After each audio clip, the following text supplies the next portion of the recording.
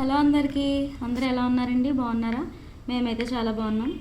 ఈరోజు నైట్కి మేము చపాతీలు చేసుకోవాలనుకున్నాం. అందులోకి ఏం చేయాలని ఆలోచిస్తే ఫ్రిడ్జ్లో పన్నీర్ కనిపించింది. వెంటనే సరే పన్నీర్ చేసేద్దామని డిసైడ్ అయిపోయాం. చూడండి, పన్నీర్ కర్రీకి కావాల్సిన పదార్థాలు చూపిస్తాను ఇప్పుడు. ఇది 200 గ్రామ్స్ అండి పన్నీరు. దీంట్లో కావాల్సిన పదార్థాలు చూద్దాం. ఇవండి పన్నీర్ కర్రీకి కావాల్సిన పదార్థాలు. 4 ఉల్లిపాయలు, 4 చిన్న సైజు పచ్చిమిర్చి, టొమాటోస్ చూడండి చిన్నగా ఉన్నాయి కాబట్టి ఒక 2 తీసుకున్నాను.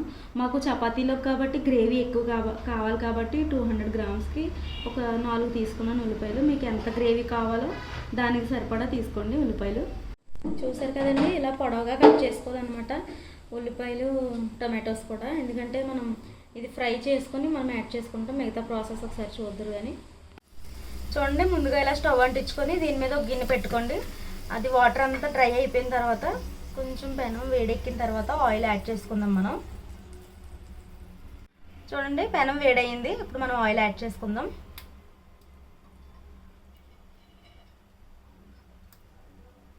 ఆయిల్ వేడైపోయిందండి. మనం ఇప్పుడు ఉల్లిపాయలు యాడ్ చేసుకుందాం ఇందులోకి.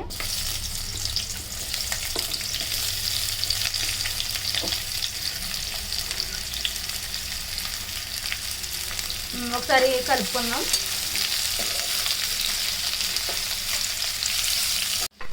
చూడండి, కొంచెం కలర్ చేంజ్ అయినాయి ఆనియన్స్.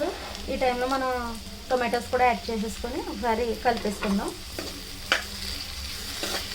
ఇలా కలిపేసుకుందాం అనమాట. దగ్గరుండి కలుపుకోండి బాగా, ఎందుకంటే మళ్ళీ అడుగు అంటకూడదు. ఇలా ఫ్రై అయిపోయిన తర్వాత మొత్తం దీన్ని అంతా కొంచెం చల్లారనివ్వాలి. చల్లారిన తర్వాత మిక్సీ జార్లోకి ట్రాన్స్ఫర్ చేసుకొని ఒకసారి మిక్సీ పట్టేసుకోవాలన్నమాట. ఇలా నీట్గా మిక్సీ జార్లో ట్రాన్స్ఫర్ చేసేసుకోవాలన్నమాట. ఇలా నీట్గా పన్నీర్ని ఒకసారి కట్ చేసుకొని మనం క్యూబ్స్ కింద కట్ చేసేసుకోవచ్చండి. మీకు ఏ సైజు కావాలంటే ఆ సైజు కట్ చేసుకోండి. చూడండి, మీకు కావాల్సిన సైజులో కట్ చేసుకోండి.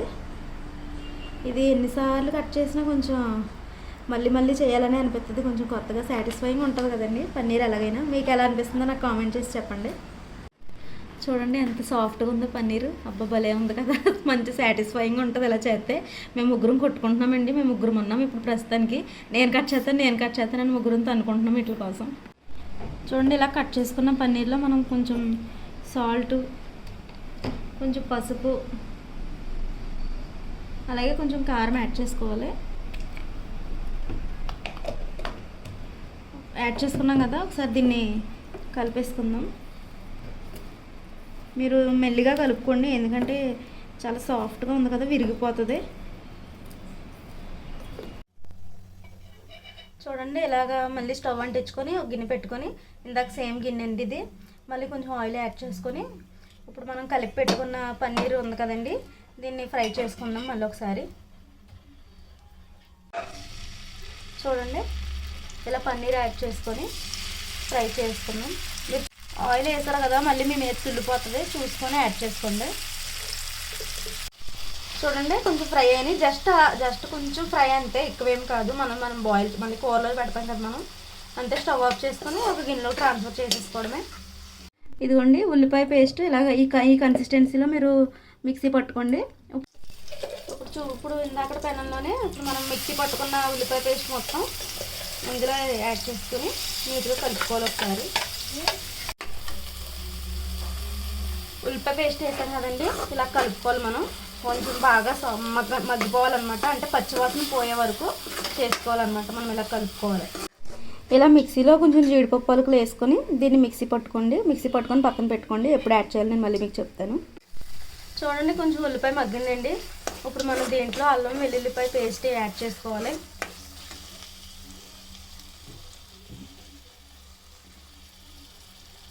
యాడ్ చేసుకొని ఒకసారి దీన్ని కలుపుకోవాలి.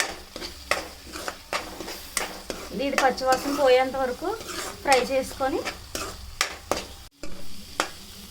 చూడండి, ఆనియన్స్ మనం ఫ్రై అయిన తర్వాత అల్లం వెల్లుల్లి పేస్ట్ వేసాం కదా, అది కూడా బాగా పచ్చివాసన పోయి ఫ్రై అయిపోయింది. ఇప్పుడు దీంట్లో ఉప్పు, కారం, పసుపు యాడ్ చేసుకొని కలుపుకోవాలన్నమాట.